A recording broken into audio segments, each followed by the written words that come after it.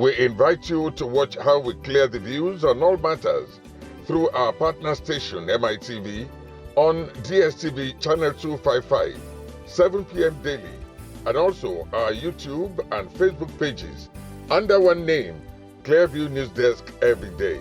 We call it The People's News, as we are available to come over and cover your events upon notice. Or do you have news you want us to broadcast? Send it in.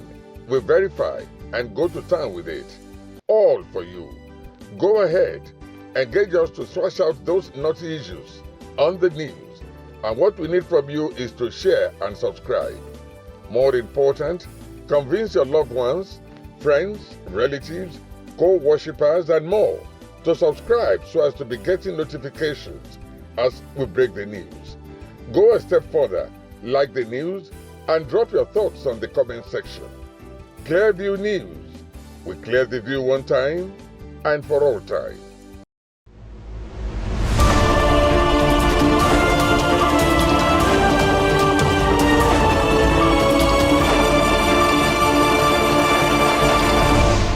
Hello and welcome to Clearview News Desk.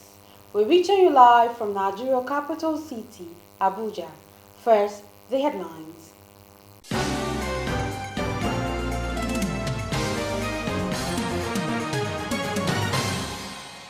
Pakistani female medical workers decry rising cases of regular sexual harassment, violence and verbal abuse from male colleagues, patients and their families.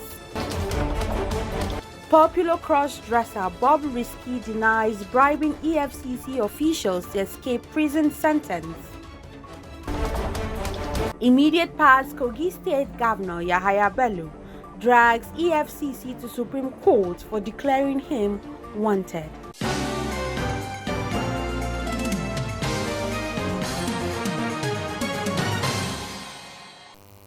I am Florence Joshua with these and more. The immediate past governor of Kogi State, Alhaji Yahaya Bello, has dragged the Economic and Financial Crimes Commission, EFCC, to the Supreme Court for declaring him wanted. Bello is facing a 19-count charge the anti-graft agency preferred against him, following his alleged complicity in money laundering to the tune of 80.2 billion naira. Bello was billed to appear before the Federal High Court in Abuja on Wednesday for his arraignment. However, when the matter was called, the team of lawyers representing the former governor, led by Mr. A.M. Adoyi, drew the attention of Trial Justice Emeka Uwete to the pendants of the appeal before the Apex Court, stressing that the affidavit of record was filed on September 23rd. Adoyin said the appeal is seeking to set aside the arrest warrant that was issued against his client on April 17th. Consequently, he urged the trial court to suspend the planned arraignment to await the outcome of the appeal court before the Supreme Court.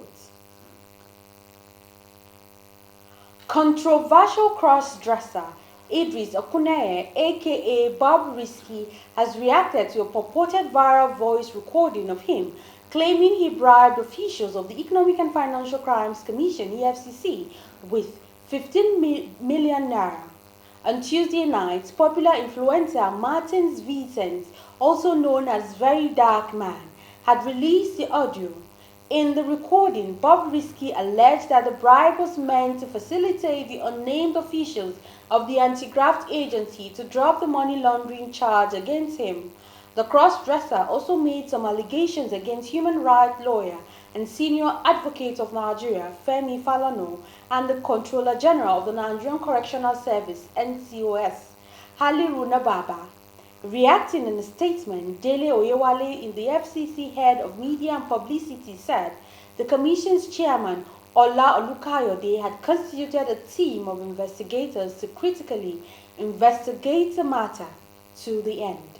Clearview News Desk gathered that the commission has invited both Okuneye and Very Dark Man to make themselves available at its Lagos Directorate to assist investigators unearth the alleged bribery. The Commission has also promised that the allegations would be thoroughly investigated and the result of the findings made public accordingly. However, in an Instagram post this Wednesday, Bobriski described the audio as fake, adding that he did not pay money to any of EFCC official. According to him, this is a very big lie with a claim that he served his term in full and came out. The cross-dresser wants the public to disregard what he referred to as false information. Bobriski was released from the Kirikiri Correctional Center on August 5 after 6 months behind bars. A federal high court in Lagos had jailed him in April with no option of fine following naira abuse charge preferred against him by the EFCC. Observers are saying that this development is a huge integrity test for EFCC.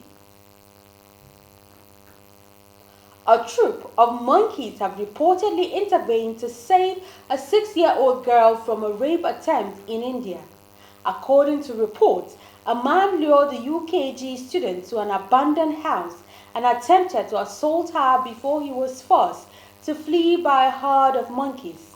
Local police said the incident came to light after the girl's parents filed a complaint, leading to the suspect being charged under the POCSO Act. Meanwhile, the accused is still at large. Women working in hospitals in Pakistan say they regularly face sexual harassment, violence and verbal abuse from male colleagues, patients and their families. Following the rape and murder of a 31-year-old trainee doctor at work in an Indian hospital, more than a dozen female medics in Pakistan have said they were worried about their own safety.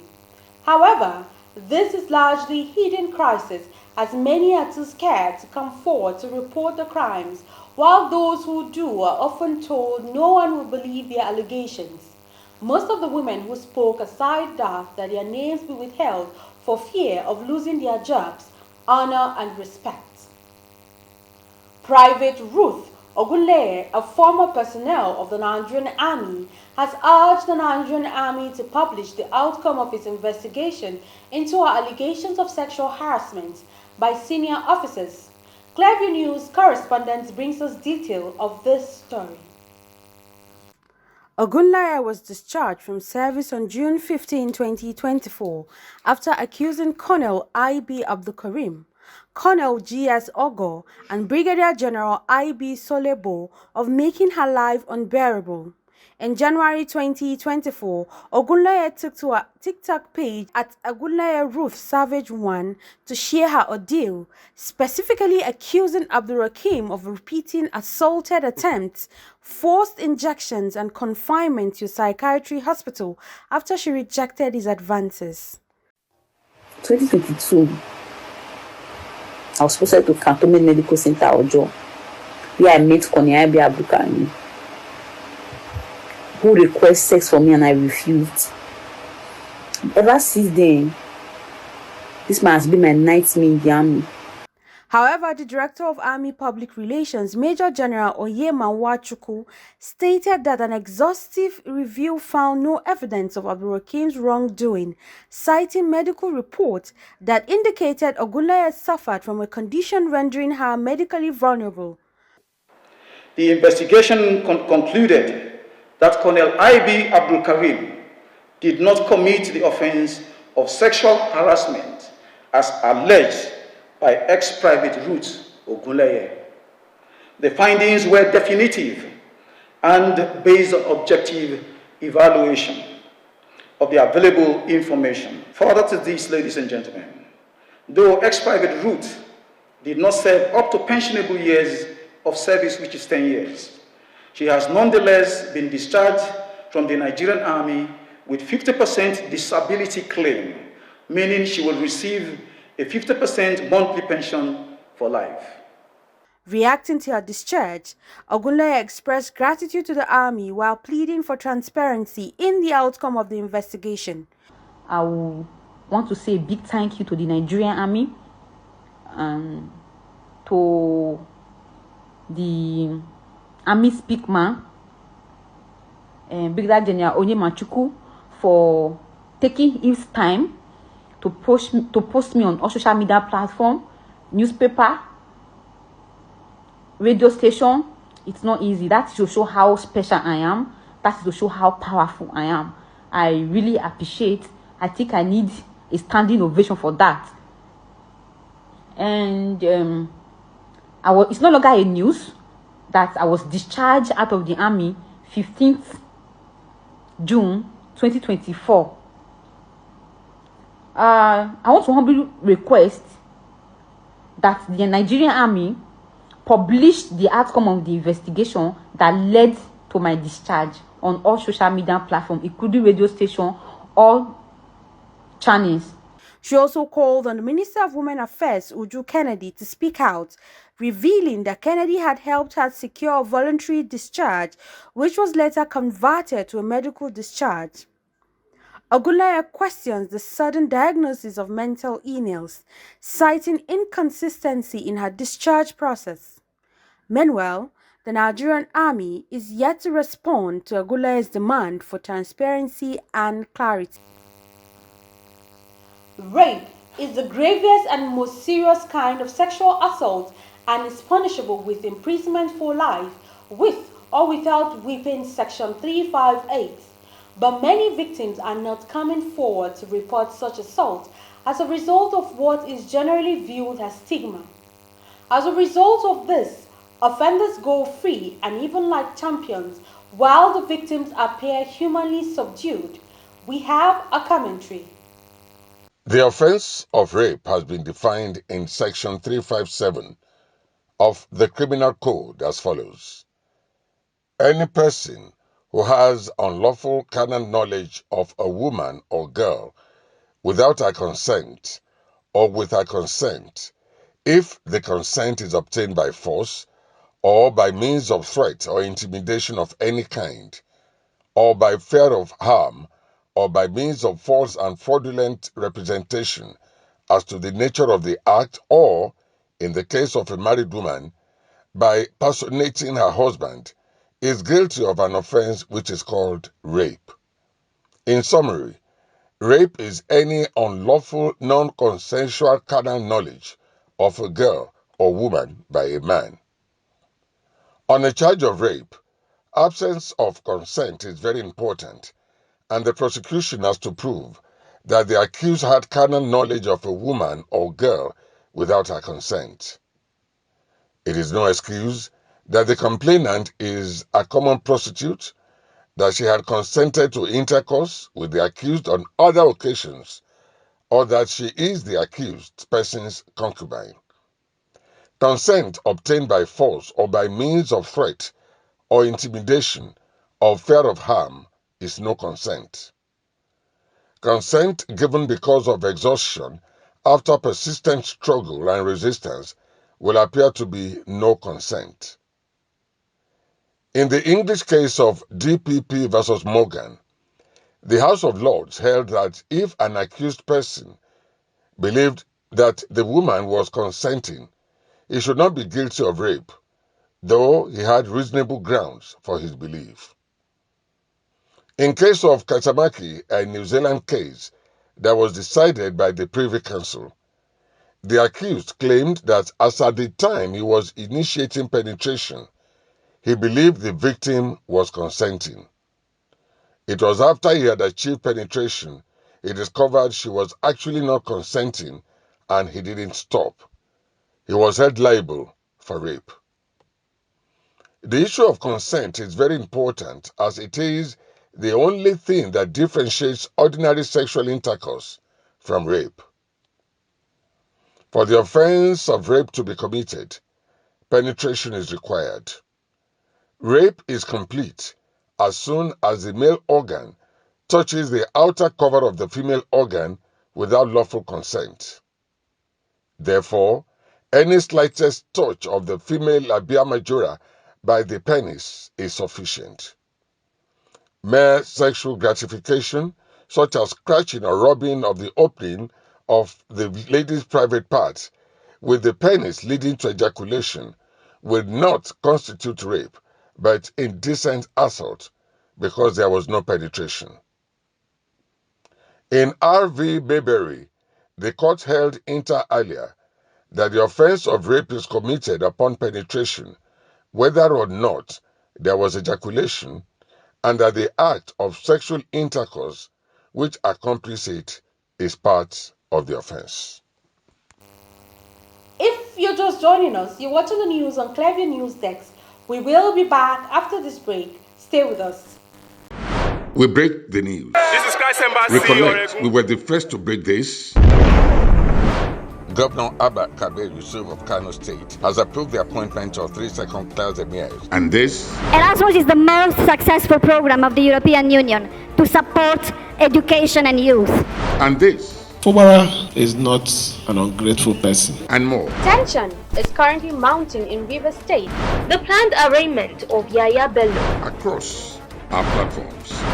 Subscribe now and you will be receiving our notifications and never left out as the news breaks on Clearview.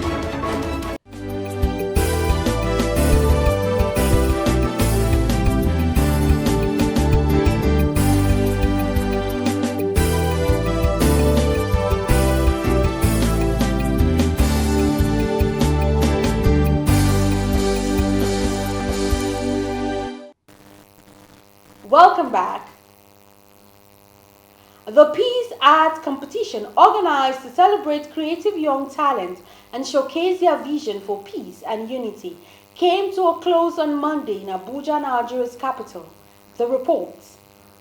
This year's theme, Unity in Diversity, inspired submissions from children aged 8 to 10 with a focus on building capacity, raising awareness and fostering conversation about peace, conflict management and meaningful coexistence. Winners ranging from ages 8 to 10 took top honors with stunning piece beautifully captured the essence of unity amidst diversity. The Peace Art competition is more than just a creative outlet, as a platform for young minds to think critically about peace and conflict resolution, according to Udwag Akpabio, the convener. Messaging is very important to children. Beyond what we say, what we do is important. So to our competitors that have come from Nasarawa, come from far away tonight, to all the way to Abuja, having people here from the UN, having been in the Belgian embassy, sends a message that peace is valuable. Peace is worth it. It is in the light of this reality that we are congratulating MS Udwag for what she has been doing in envisioning and inculcating the culture of peace in our young ones.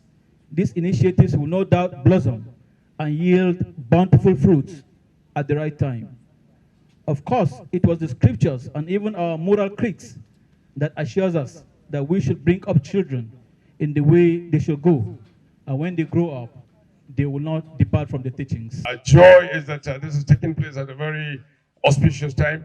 And I want to congratulate His Excellency for what has turned out to be very strong ties that you have established in Nigeria. And now we've started a conversation about our academic communities. Both the Belgian and Nigerian universities will unite, will innovate, and collaborate so that we can deepen the culture of peace.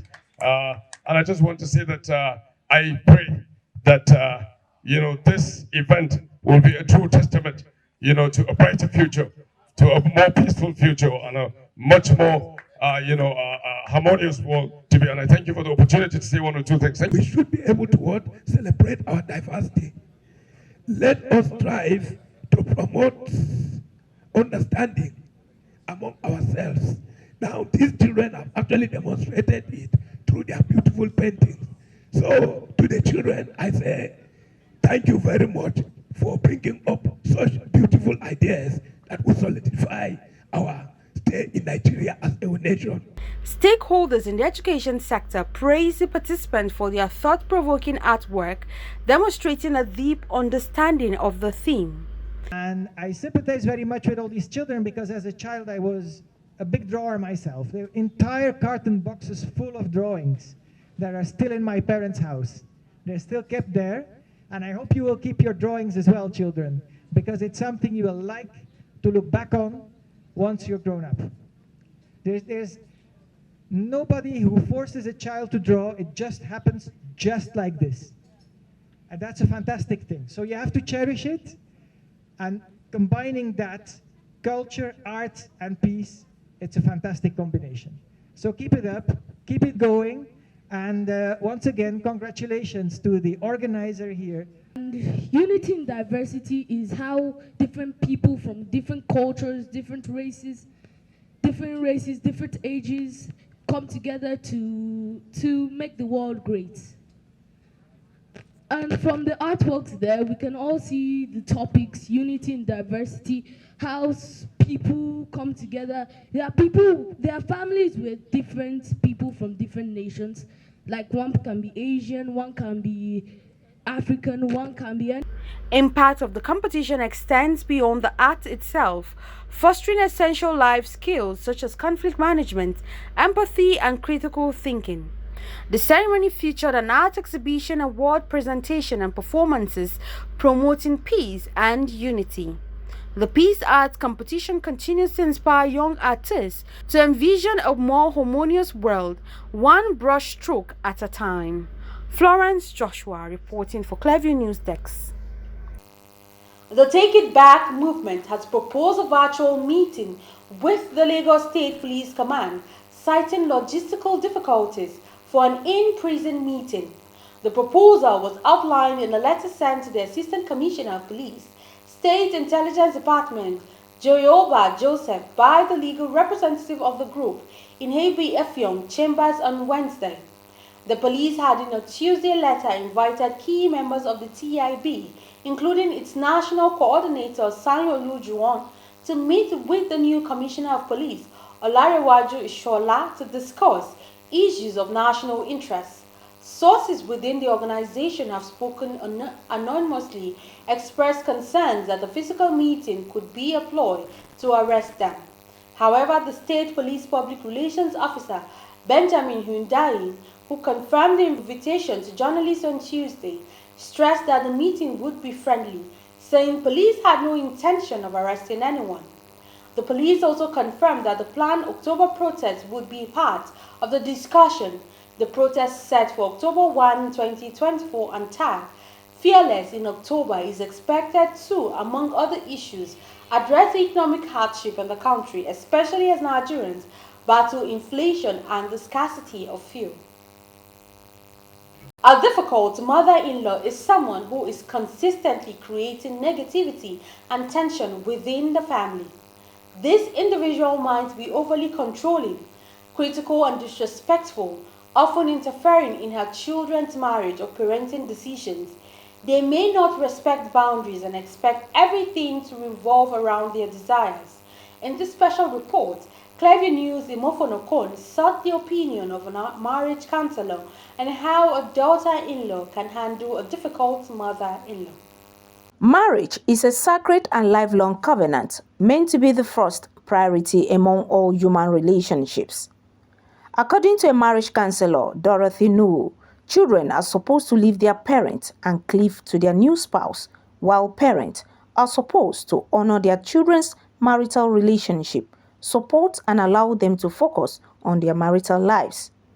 However, sometimes the mother still wants to control and have the highest alliance from her son, expecting him to put her above his wife, while a daughter-in-law gets jealous over the husband and his mother's relationship, especially in a situation where he gives her more attention. In what ways can a daughter-in-law manage a perceived difficult mother-in-law?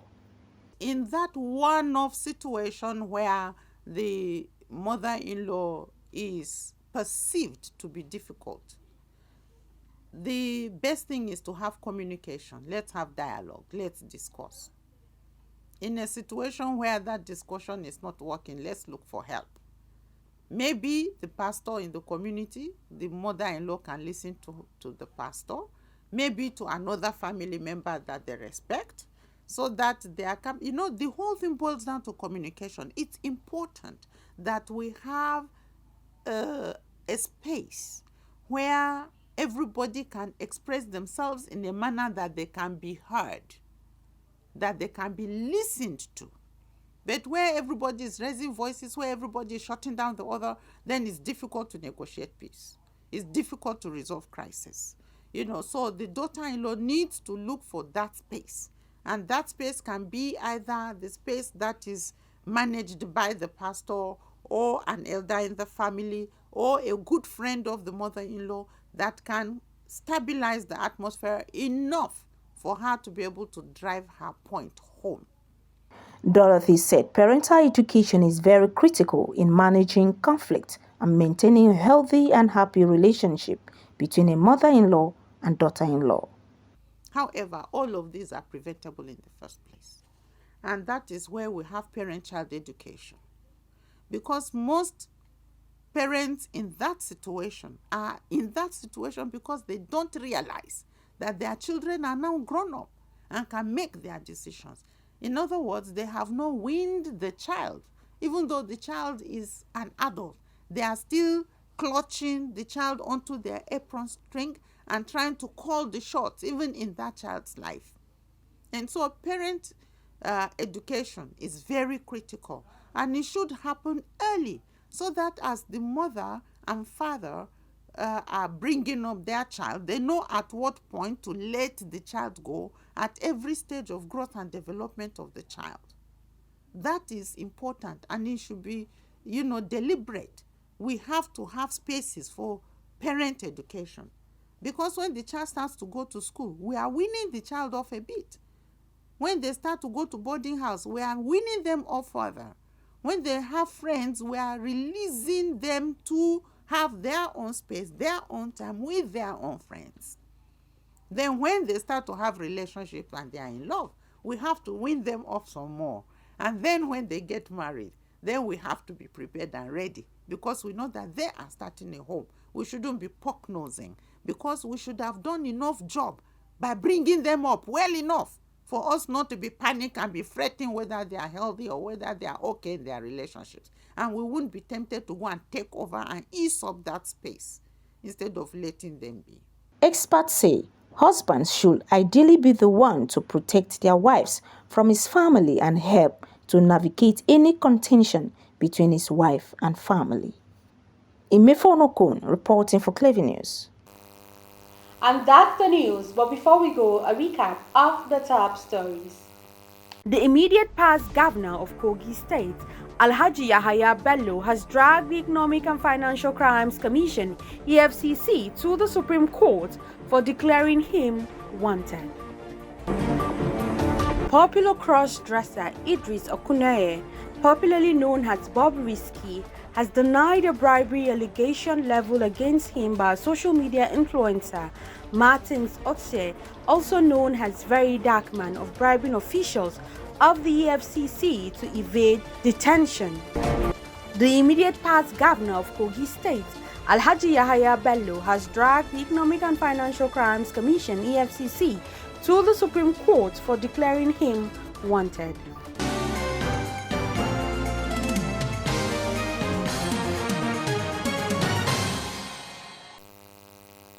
You can follow up on latest events and happenings around you via social media platforms on Facebook, Instagram, and YouTube at Clearview News Desk, or via our handle on X, formerly known as Twitter, at Clearview Online.